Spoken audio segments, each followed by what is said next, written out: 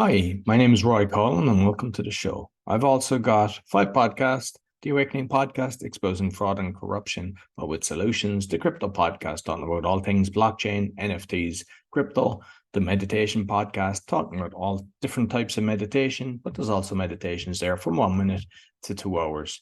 And the other one's the Learn Polish Podcast. So if you're interested in learning Polish, you can do that. And the other one is Speaking with Roy Coughlan, and I just have guests from around the world talking about either public speaking or also about their book or just general life in general. And you'll find everything on bio.link/podcaster. I'm also a podcasting coach, and you see the QR code there, and it's also on my link as well. And if you're interested in actually going on some podcast shows, I'm helping people doing that. Or if you're interested in sponsorship, you can contact me. And I'd like to thank my sponsor, DanielPacker.com. He helps people with anxiety, stress, and addictions. He's got a 90% success rate, and you only pay if you're successful. So be sure to check him out, DanielPacker.com. I hope you enjoyed this week's show. Welcome to the Meditation and Speaking podcast, and you'll understand why I'm actually doing both because of my next guest. So he's American, but he's living in Holland. Motivational speaker, author, not of one book, not of two. He'll be soon his 35th book, which is impressive. Meditator and also a coach. Please welcome Bradley Charbonneau. I don't know that I did. Yeah. You probably want to slap me, for No. You even got some of the accent. Go Charbonneau. I love it. A little of the French love. Exactly. Yeah. So, welcome to the show. So, you might let the listeners know a little bit more about Bradley. Great. Thank you so much. It's great to be here. We just had a fantastic chat before we hit record, and it's really great to meet you. Great to be on here. Great to see how we have so much in common, especially about speaking and meditating and talking about Toastmasters and it's all here's one quick thing about me, and that is that I used to theorize and philosophize and dream and hope and wish and about whatever action I was hoping to take, and yet I wouldn't take action. And then one day I finally took action, and everything changed. And it's the same as we were kind of just joking about, meditation. I used to think I have to move to Nepal, live on a hilltop in a, as a monk, wear an orange robe, shave my head. Exactly. I was going to shave your head first to get, before we go there. Like, yeah. And then I finally realized, no, meditation can be 12 minutes in the morning. I'm literally in my bathroom because it's the only door that locks in the house. 12 minutes in the morning, and my day is better for it. So. And does the wife think you've bowel problems? Does she? My kids still don't get why there's a chair in the shower, and I can't believe they still ask me, why is the chair in the shower? I'm like, I've been doing it for 7 years. Have you not noticed? I have teenagers. They notice food and money, right? But I think it's actually important that, because with my previous partner, I got divorced, got a great relationship because I've even got a podcast with them, but they didn't get my meditation and later got involved themselves in it. But I used to do the same, because that was my not to be disturbed place, because sometimes people just don't get it and they just come in as if and sometimes it's just nice to have that quietness and just go through whatever routine you're doing. Yeah. That's why I'm in the shower. It's the only locked door in the house. And I've got the headphones on, I've got the eye mask on, and I'll put a towel and a rug on the floor, and it's my little zone. And it's important. I also think it's important, by the way, to cover out as many senses as you can, noise and sight and everything. And yeah, it is. That's my place. But speaking of the kids and the wife, who, by the way, none of the three of them is a meditator. And although I wish with all my heart that they would be, and it's not for lack of trying, but I've always heard it's something like be the shining light of your energy, or something like that. How can I convince not only your listeners, your viewers, my family who I see every day, and they see the benefits of my meditation, and I even talk about them, and yet they don't do it. If I can't quote unquote convince my family to meditate, how am I going to convince anyone? And I know the answer, of course. They have to want it a little bit. They have to have some intrinsic motivation to get started. Otherwise, it's just I did a 2-year MBA program, international fancy MBA, right? Here's what I learned in one sentence. And it was from Dr. Inzarelli. It was like business psychology. And he said, he was like this Italian guy. He's like, you can bring the horses to drink, you can bring the horses to water, but you can't make them drink.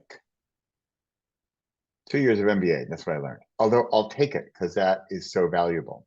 And it helps me to stop trying to save the world, because I can bring the horses to water, but I can't make them drink.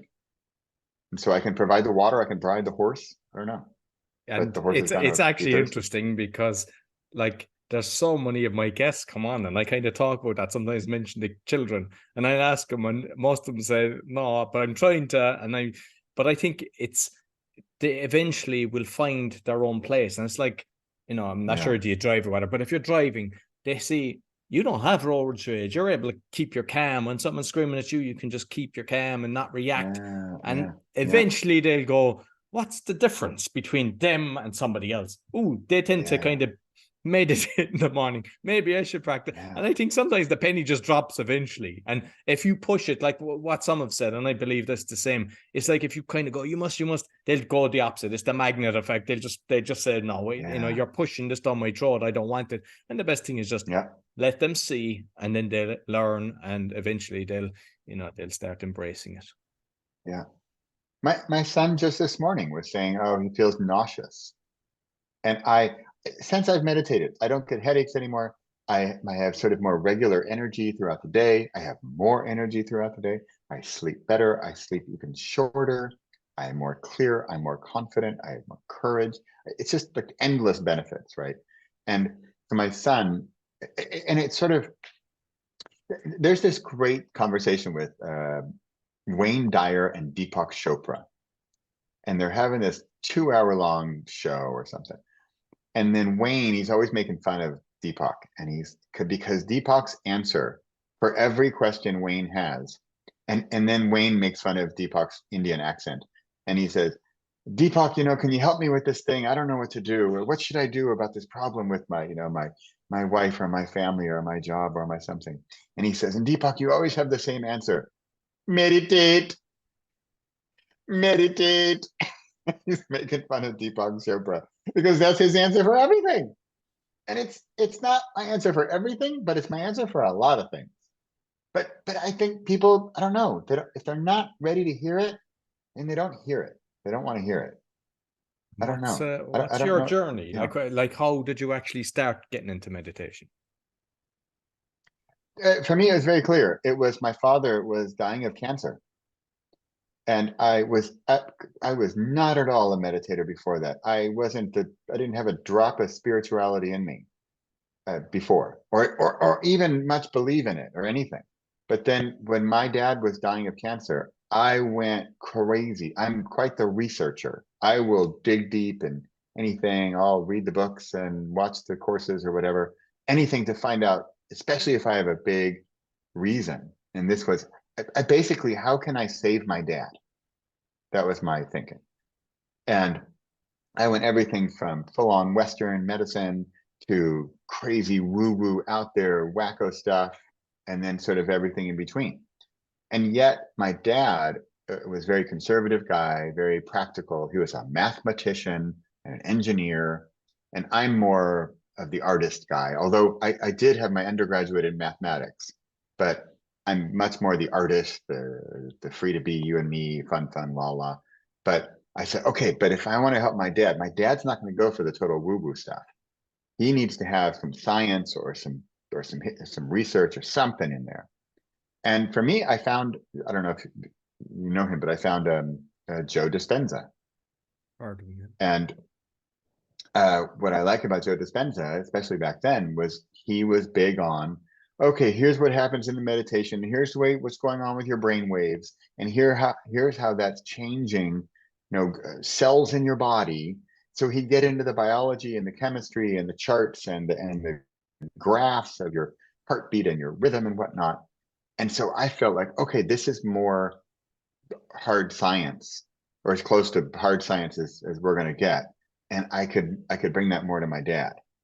And so, of course, what I'm working on, all this is all for my dad. It's all for my dad. It's all for my dad.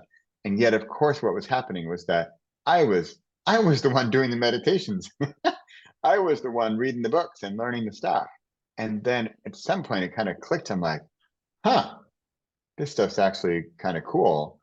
And then in my meditation practice, I believe all you need is just like one glimpse of something sort of beyond your normal reality, some little opening, some little crack in the universe where you experience some little tiny bit of, wait a minute, like, is there more out there than the physical world and what I experience on a daily basis? And if you ever experience that, even in the tiniest bit, then there's no going back, because you just want more. It's just like, it's like crack.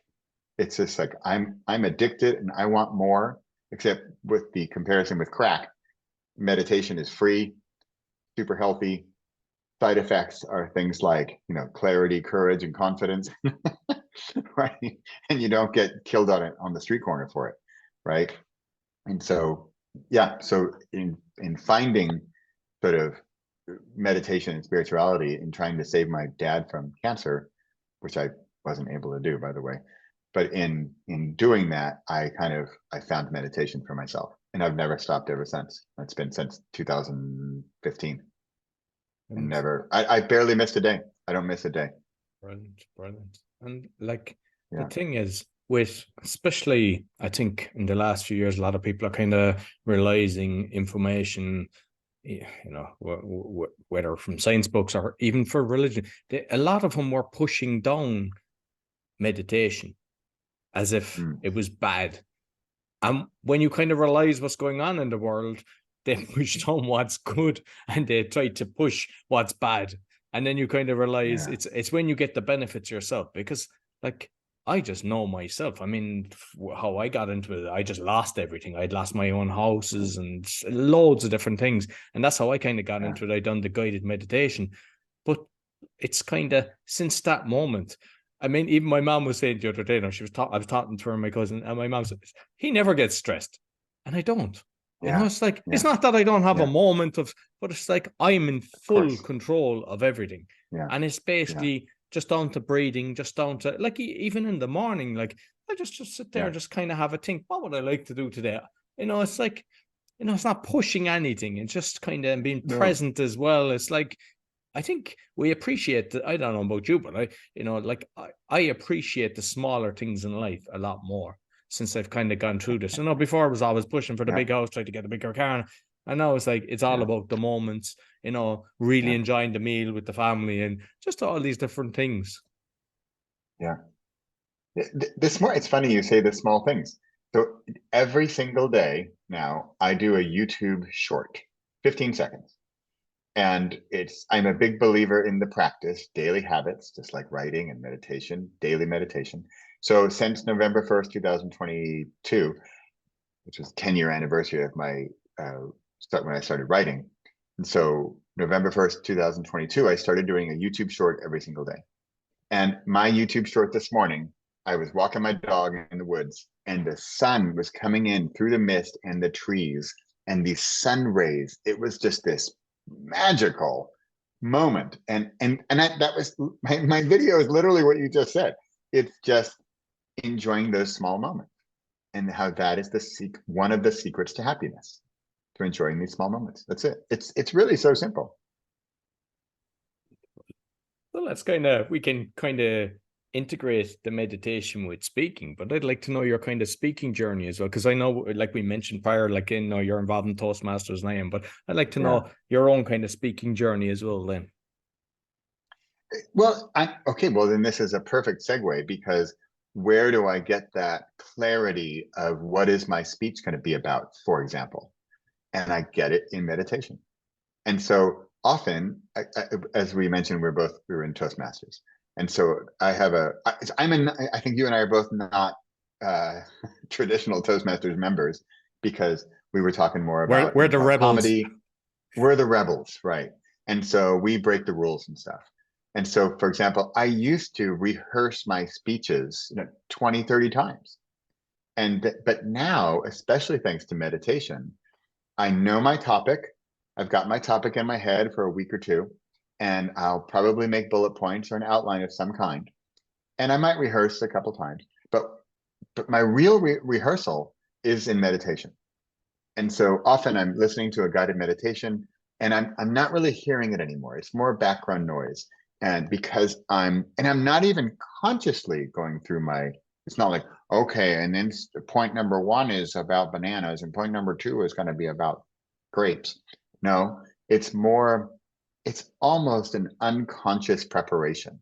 And then sometimes in my meditation, I'm like, I've got it. I'm done. I'm ready. And then I'm done and I'm ready. And so thanks to meditation, so in Toastmasters, I'm sure you'll appreciate this. So last year I was president.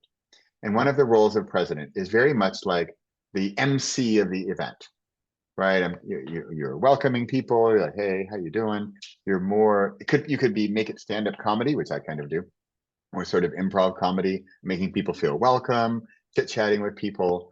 But thanks to my calmness and my meditation and sort of being in control of myself, I am elevated to a level of calmness and clarity that people say, how are you so witty and clever and quick? And I say, it's really meditation, because I don't have all that clutter in my mind of, oh, what is point number 2 of my speech? Oh, and then point number 3, I've got it. It's all here. It's just, I have this calmness that allows the good stuff to come out. It's not cluttered by junk. And I mean, I've never actually mentioned this on either of the podcasts, but when I was prepared, I kind of made a decision. I was late in life. I was kind of like, 45 or something like that when I decided, okay, I need to get good at public speaking. And so I went kind of all in. And I was looking at people that were really struggling to come up with an idea and everything. And I never had that problem. I done hundreds, and a lot of people will do the same speech or just kind of tweak it. I'd do completely different, but I would do that as well. I'd be like, sometimes I just go in my head and I'm like visualizing how I'm doing it. And I go, okay, and I'm just visualizing it being good and giving value as well. And it was always working out like the way I would see it to be. It was never going, because sometimes other people do the opposite. And I think it's an important point.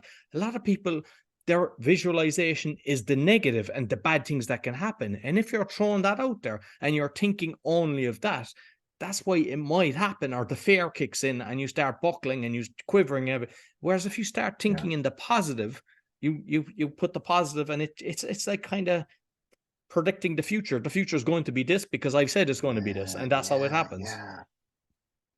Wow. This is an awesome conversation. I love this mixing up the meditation and the speaking.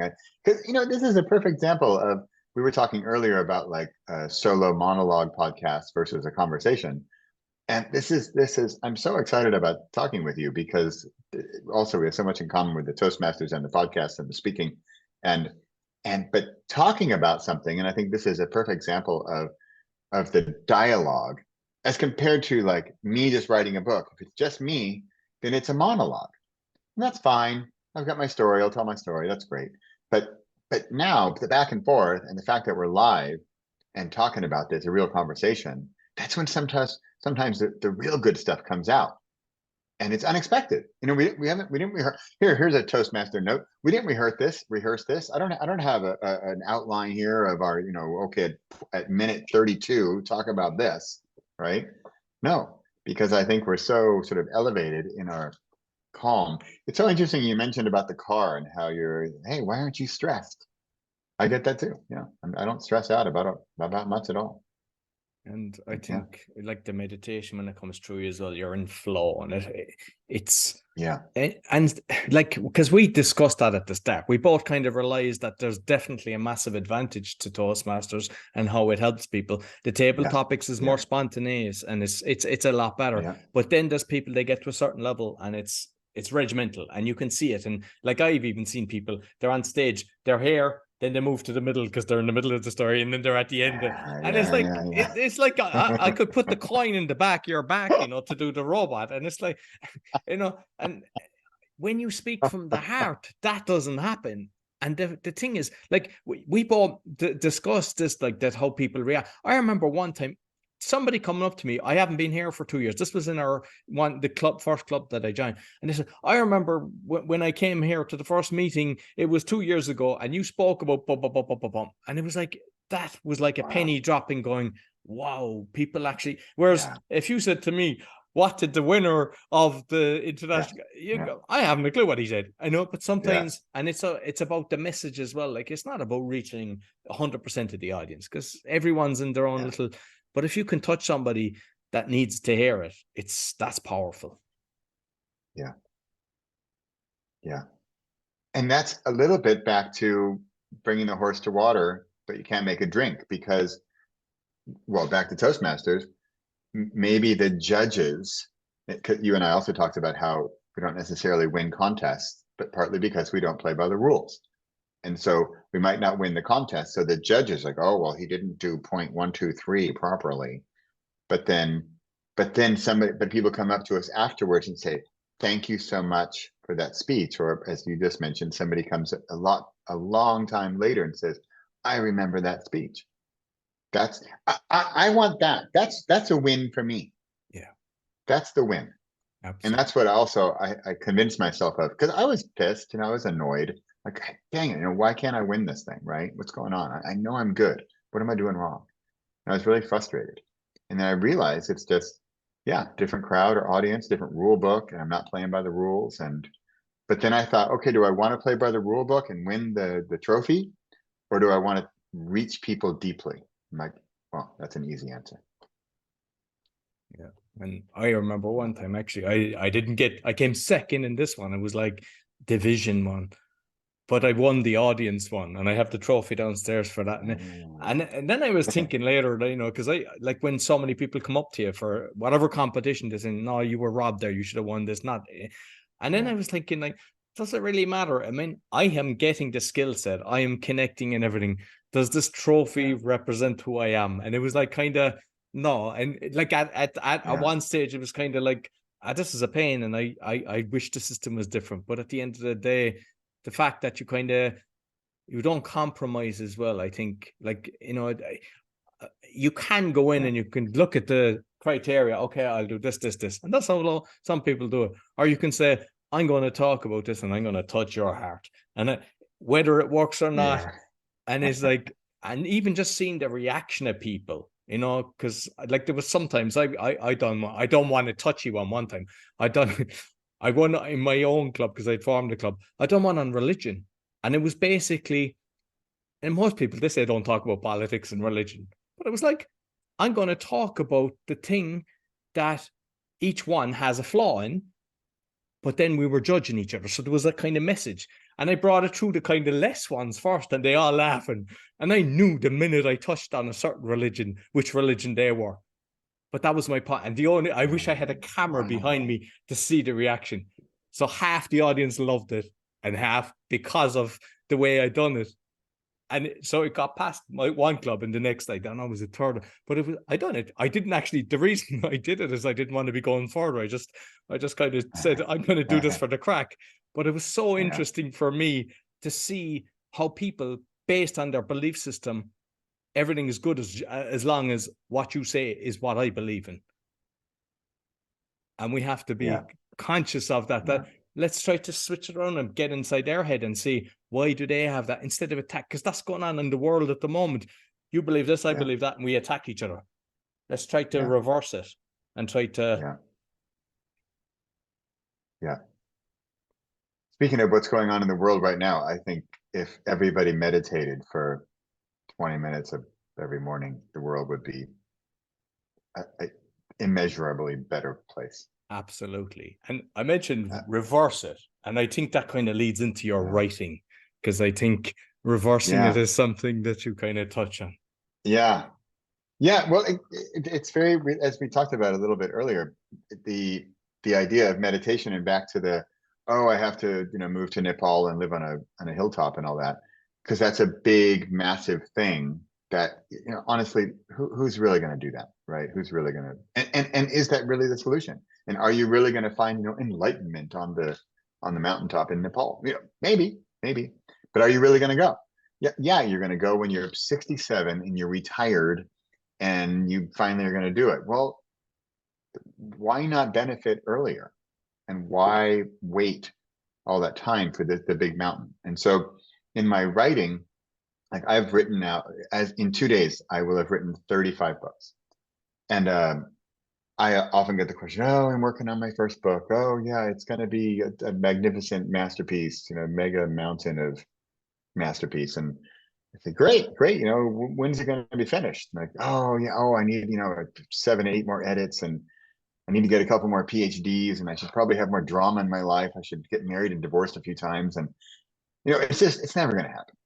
And so, well, maybe never, but I don't know. It never is a long time, but probably not anytime soon. And so again, humor, fun, lightness, meditator here. Like I want lightness. I want fun. I want humor. I want you to break through as like a breakthrough coach that I am. I want you to break through your fears. And so it's going to be a big challenge for me to help you get over your big mountain. So we'll get there. But my theory, my technique, sort of my philosophy is, let's get over a little hill first, and then we'll talk about the mountain. And so for me, the little hill, especially in my writing, author, coaching world, is I want you to write a ridiculously short book. I'm mostly a nonfiction author. I do some fiction, but mostly nonfiction author. And I want you to write a crazy short book in a weekend. And you're going to say, oh, in a weekend, how am I going to write my 312 page, saga? I'm like, you're not. Even if it's 3 pages, that's fine. But we are going to get over that hill. We're going to get you a title, subtitle, cover, back cover, maybe 3 chapters. And I've got a structure for all of this stuff. But we're going to finish this little hill. And to make it easier and more fun, I know you've got your big, fantastic idea, the big mountain. So what we're going to do is this first book, The Little Hill, is going to be the opposite topic. So we're going to take your fantastic idea and take it 180 degrees, and we're going to write as if that's the big message you want to get across. Like, in fact, so my book coming out in 2 days, it's the absolute opposite of everything I believe in.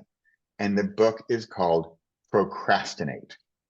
And it's what's the subtitle? The subtitle is maybe put it off again. You should probably do some more laundry, and put the pro in procrastinate. All right. So it's flipping it, that it's making procrastination a positive thing. Now, in my experience, procrastination is a miserable thing that well, it's fun for a little while, but then it really digs into you. So I'm twisting this idea on its head, and I'm making light of my big idea.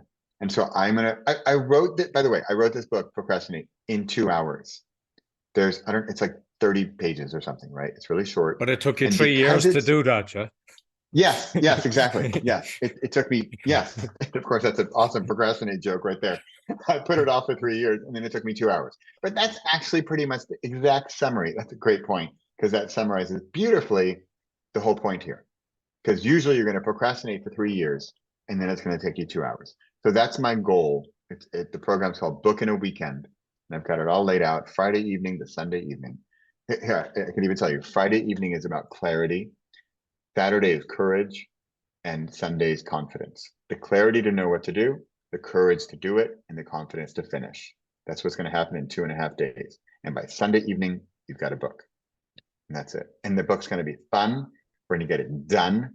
And I almost want to have a guarantee. If you don't laugh at least once in the weekend, I'll give you your money back, because it's supposed to be a fun thing. And it actually almost must be a fun thing. But I get a lot of, oh, but Bradley, I'm not funny.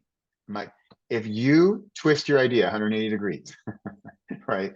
Just like with procrastinate, I'm like promoting procrastination, right? I absolutely do not want to do that. Procrastination is a brutal thing. And here I am making fun of it. So I have a calendar. I have like a bonus content, and I have a calendar, and I make this like pretty calendar, and it has date. It's not Monday, Tuesday, Wednesday. It has days on it that are procrastinator friendly. I have someday, and then I have never, and then I have tomorrow, and then another bonus item. And see, all these ideas came up because I had so much fun thinking about this whole procrastination idea that the ideas just started blossoming. And so we also have a group. We have like a support group, Procrastinators Anonymous, and it's a support group. And we meet never. We never meet. And that's it. And people are like, what in the world are you talking about? And I say, yeah, I know, but are we having fun yet? Are we having fun yet? We are. So think about this with your opposite book and just have fun with it and get it done. No stalling, no procrastination. And we're going to get it done by Sunday. Is it a masterpiece? No. Is it a bestseller? Probably not. But it's going to be your breakthrough to open up that dam, to let that flow begin. And that's my goal. And that's my story. And I'm sticking with it. I actually done a post a few years ago that I formed Procrastinators Anonymous 2 years ago. We've yet to meet. No way. And there was people going, I'd be interested in joining. And I just know from their personality, they didn't realize I was taking the baseline. I could get in trouble with that. You're right. I could get people joining and saying, when do we meet? And then I'm going to keep on with a joke. Tomorrow. Brilliant. I could get pissed off. With the books, then are you kind of doing print on demand and also with audio? Are you kind of, because I mean, we actually have to touch on that later as well, because you've given me a meditation as well to share with the listeners. Yeah. So I've been the traditional published route. I can recommend the traditionally published route if you have years of time and you don't need any money. You get 50 cents per book if you're lucky. Oh, if you're lucky, you get maybe 9% of your, right? So a traditional route, it's absolutely perfect for some people, just not me, because I don't have years to wait and I like making money. And so the independent publishing route, I know way too much about it now. Having published 35 books, of course, I know every in and out of publishing. And I even I'm such a teacher kind of guy. I just love teaching. And so especially when I know something, especially sort of technical or difficult, I'll make a course about it or a YouTube video or something. So yes. And then audiobooks, well, as we've been talking about here with speaking, I am a huge fan of audiobooks as a listener, but also as a narrator. And especially as a nonfiction narrator, you should probably be the voice of your audiobook. If you're a fiction book, that's a whole different story. But nonfiction, you want to be your brand. You want to have your voice be recognized, and you probably know your book from your heart more than a narrator would ever. So I'm a big fan and proponent of especially nonfiction book narration. I've had a lot of fun with that. I don't think we've the money anyway to hire Morgan Freeman. I mean, he's the only guy I know that would probably sound good on the book. Yeah. I used to have a fridge magnet that said, I wish Morgan Freeman narrated my life. I gotta find it. And because like I had done one, I printed a book, and recently I did a podcast planner, and I did it with Amazon, and I had a graphic designer working with me, and we were just doing so I had it translated into Spanish, Russian. They wouldn't allow Russian because that goes against the narrative, and Polish. And we done it took so many reruns. No, this is wrong. So we had it perfect, eventually approved, and then we done the exact same thing for the Spanish ones. Kept coming back. Like, it took so long, and I spoke to other people. Like, is that a route that you say you have to go down there? Because I know there's other platforms as well, and they blast it out, especially for the audio. They can blast it out to hundreds of different platforms that actually people can purchase it. Yeah. So the one word answer is called draft to digital with the number 2, draft to digital. And they are a distributor that if you choose, they can distribute to almost every distributor it's sort of a meta distributor. They distribute to the other distributors. And so if you're listening, you think I want to publish my book everywhere but I want minimal effort, draft to digital is all you need. And they check every box. They'll get it onto Amazon, Barnes and Noble, Apple, Google, Kobo, libraries. It's amazing. And they've even recently done print, and they will even connect with another fantastic company called Findaway Voices. Findaway Voices does audio distribution, audiobook distribution. So if you're listening to this and you're thinking, oh, it must be so difficult to publish my book to all these places, all you really need is draft to digital. That's it. If you want the more complex story, there are reasons, especially for me, if you have a bunch of books, or you're really planning on like a career as an author, then you want to go directly to some of the distributors like Amazon, Apple, Google, Kobo, Barnes and Noble, those 5. But otherwise, if you just decide I want to get this thing done, I just want to get it out there, I want it to be simple and easy. Oh, it costs nothing, by the way. So you can get up for draft to digital and you have your book published to the planet with some clicks and some uploads.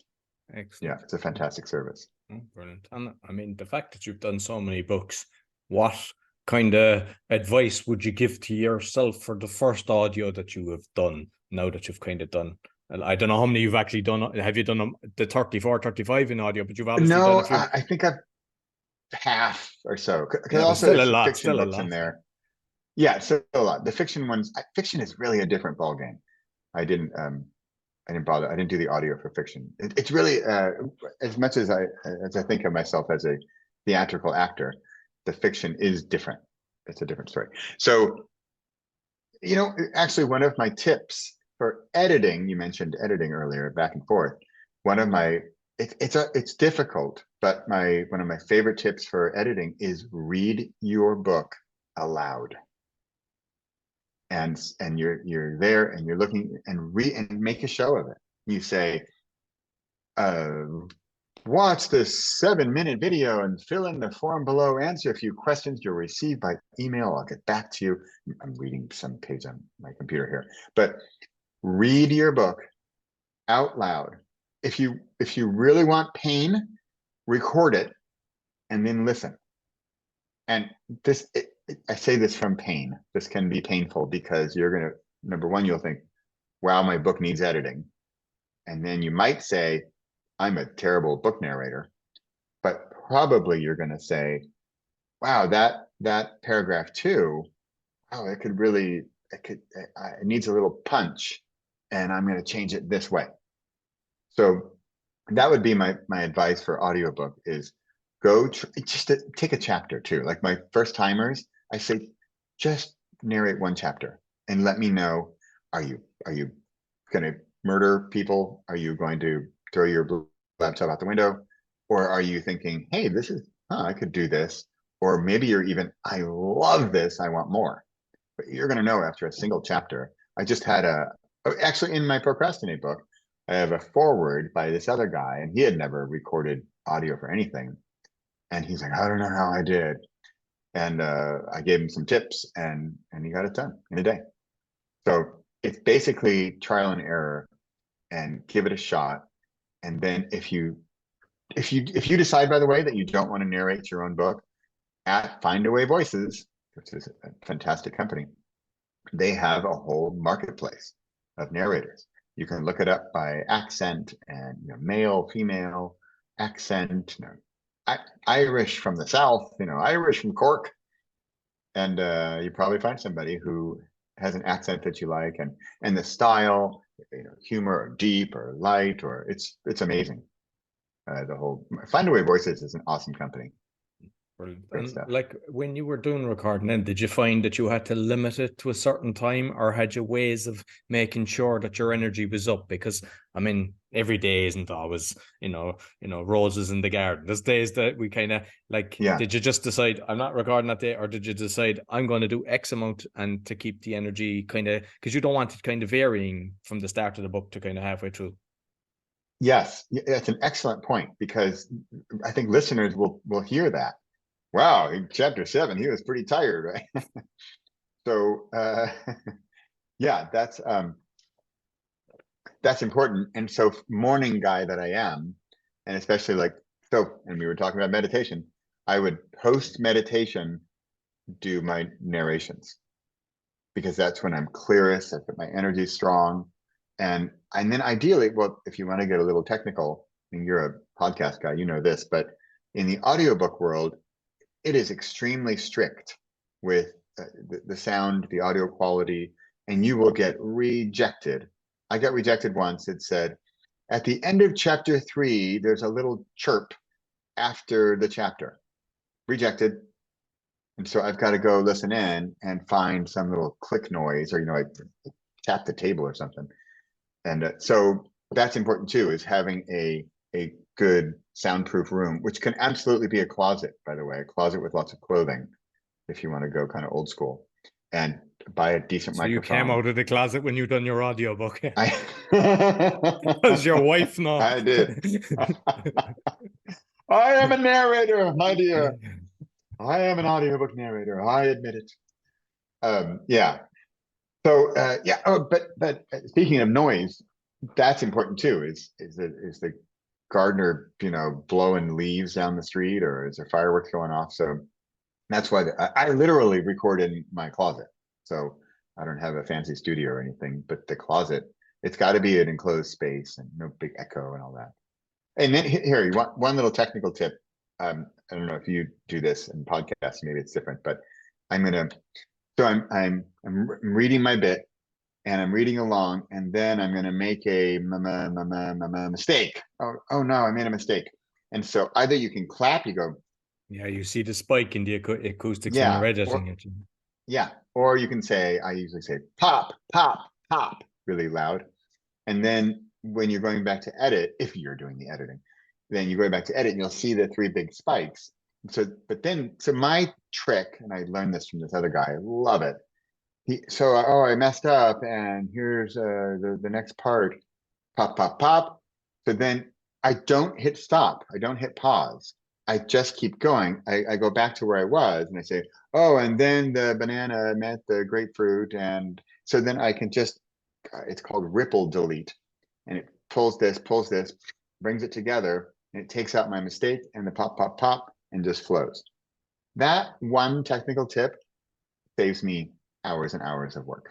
Yeah, no, because And I think it's literally called sometimes pop, if I'm pop, doing pop. if I do say if I was doing like say the sponsorship thing or something like that, and there was something that I was saying, that's what I do. I just keep it quiet, and then I go, okay, I can just go in right, because sometimes you think, okay, I'll just go again and I'll use the front part of this, front part of that, and then you end up having a load of files, and it becomes 10 times more work, because then you have to cut and paste and all this. And the best thing is what you've just said. It's 100 times easier to do.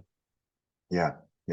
I can get a really short audiobook done in a morning or two when I'm focused, because I'm just reading, and if I mess up, pop, pop, pop, mess up, keep going. And there's so much less editing time. But you're right about it's tiring. You said, oh, I'm not feeling great today. It's tiring. So I will few hours max per day, and then go do something else. Because you'll notice it in your energy. Yeah. So the meditation that you give me, which I'll put out after this episode on the meditation podcast, it's awesome. 17 minutes to more clarity. So you actually have a fantastic voice, because I always like listening to it, and some people, they just have a gift and it's nice listening to it. So you have actually a nice voice to listen for the meditation. So you might just tell people what that meditation is about. Sure. So this meditation that I'm becoming a big fan of Insight Timer. You know it? Yeah. It's meditation app. And I got to say, one thing that's, I think, kind of revolutionary that they do is that, as far as I know, anybody can apply to get their meditations onto this app. And so I had never really created a meditation, but I get this question quite a bit because of what you said. My people like my voice, they like my audiobooks, and then, hey, meditation guy that I am. But I didn't used to think, oh, I don't know, I'll recommend some other people, but I don't actually do or give guided meditations. But I kept getting their requests. I'm like, oh, all right, fine. And so I did it, and that's my first one that I gave you that I really enjoyed.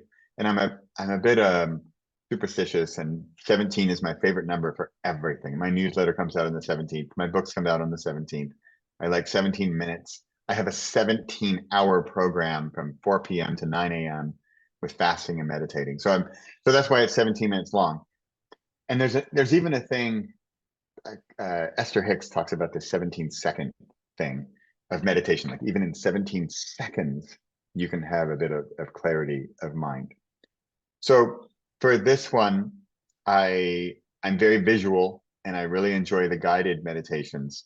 So I'm guiding you in this lake in Northern California in the mountains.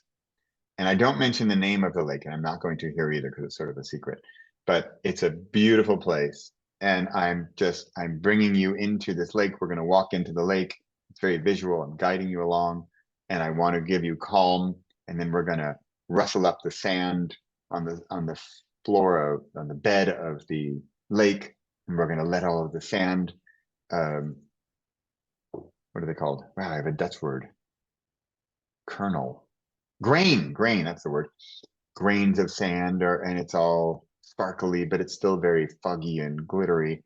And then it's gonna, if you stay still, the sand will settle and it'll be clear again. So that's a little sneak peek at the lake in Northern California there. And I really enjoyed doing it. And as we've talked about, a lot of what we're talking about is clarity. The clarity of mind, the clarity to reach calm. You mentioned calm a few times. I like that. I don't use that word so much, but it's a good word you're using. I like it. Calm. Yeah. And like, just Good stuff. finally, I want to touch on your podcast. So it's called Repossible. Is it? Is the name of it? Yeah. And like, you've over 5 years. So congratulations on a massive milestone. You've over 300 Thanks. episodes. So you might let people know what your podcast about. Well, again, as you and I talked about it, as we sort of have in common, we talked about how it could be a monologue, which is, it's actually easy for me, just like a speech or a book. Actually, I can monologue all day. It's not really a problem, or even a challenge for me anymore. But the reason I've been doing it so long is because I'm a big believer in habit and ritual and a calendar deadline. So every Thursday, I do a YouTube video and a podcast. And if I don't have a guest, then I'm going to do a monologue. And so by the way, that's one of my big secrets of productivity, is just to put it on the calendar and do it on a regular basis. If it's every day or every week or every month, I don't care. It doesn't matter. Just have it on the calendar and do it. So that's been how I've done over 300 episodes. It's because I have it on the calendar, and I do not miss a day. There is no excuse. I don't care if I'm sick. I don't care if I'm on a holiday. I don't care if I'm whatever, driving all day. I will do it from the car. I will take a pit stop. I will upload some audio. I will get it done. So that's crucial. But then, as far as the content of the podcast, I am looking for more guests. And Repossible tagline is, "Who will you be next?" And my thinking along those lines is, I believe I have a book I want to write about being a cat, how a cat has 9 lives and we only have 1. And I think that's unfair. And I think that we could say that we have 9 lives within our life. Because if you're somebody and you feel stuck, or you feel like, I've been doing this time in my life too long, well, is it possible to change that? Can you, I don't mean become another person, like your DNA has changed, or change your name or something, but it could even be career. You go from a plumber to a poet. Can you do that? Is that possible? And that sounds big and scary, but are there then smaller versions of that where you can change? And a lot of that is back to habits. I only became a writer because I wrote every day. That's it. I wasn't better. I was just more perseverant. That's what got it. Same with meditation. I've been meditating every day for 7 years plus. Why? Because I just do it every day. And at some point it becomes a habit. And so then that's actually the goal, is to, I write a lot about habits. So if any of what you and I have talked about in this conversation sounds relevant or interesting, because I'm very much along the same lines, come onto my podcast, come to repossible.com and come find me, and we'll have a chat. Because I really appreciate what Roy is doing here. And especially your topics of meditation and speaking, they're just so up my alley. And yeah, I'm really thankful that you're doing this, and I want to follow in your footsteps and do more, especially with the conversations. So thanks again for having this.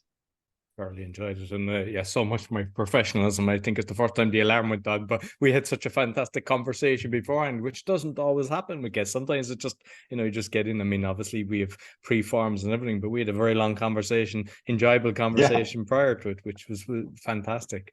So listen, Bradley, thoroughly enjoyed the conversation. You might let people know how they can find you. The simplest is repossible.com. If you can say or pronounce my last name, you can search that. But the simplest is repossible. So RE, like in regards to or repeating, right? RE possible. Repossible.com is the simplest. Perfect. Yeah, I'll make sure I put the link button, the audio and the video, and I'll also put the actual podcast as well, because I know their links are in it, but sometimes people we make it easy for them. But thank you very much, and listen, I'd love to get you back again and go maybe deeper into the book thing, because I thoroughly enjoyed the conversation. Yeah, I'd be happy to. I'd love it. I love very much about inspiration, motivation. I love motivating people, because I think of myself 12 years ago when I needed it. And by the way, the way I broke through was somebody challenged me to a 30-day challenge. So I wasn't, I'm so powerful and awesome, I did it on my own. Nope. I had a guy basically force me to write every day for 30 days. That was it. So I'm a big believer in being asked, being invited, and then accepting that invitation and going for it. Thank you very much, Bradley. So that's all for the speaking podcast and the meditation podcast. Until next week, take care. So I hope you enjoyed this week's episode. Be sure to give us a thumbs up, 5-star rating, and share with your friends. And you'll find all my shows with the QR code or bio.link/podcaster, as well as my podcast coaching. And I'd like to thank my sponsor, DanielPacker.com, helping people with anxiety, stress, and addictions. He's got a 90% success rate, and you only pay if you're successful. Also, if you'd like to go on a podcasting tour, I can help you do that. And if you're interested in sponsorship, you can contact me on my bio.link/podcaster. Until next week, take care.